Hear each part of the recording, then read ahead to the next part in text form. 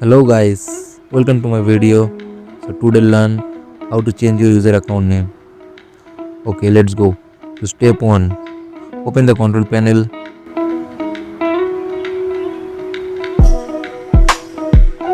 Select user account and click user account. Choose change your account name. Then type your own name or any other. Then change name. Showing name change. Okay, restart the system.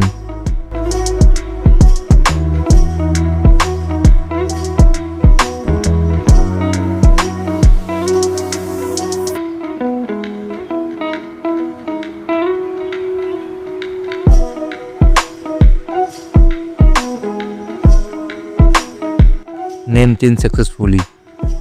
Okay, step 2. Win plus R. Open the run and type lusrmgr.msc. Okay, and open user. Click your user and right click, then rename and type your own name or any other. Then see name change. Okay, now restart the system.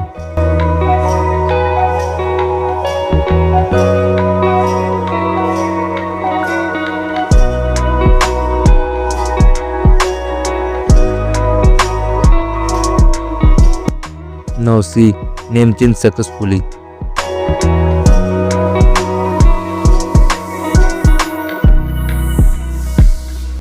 Okay, thanks for watching.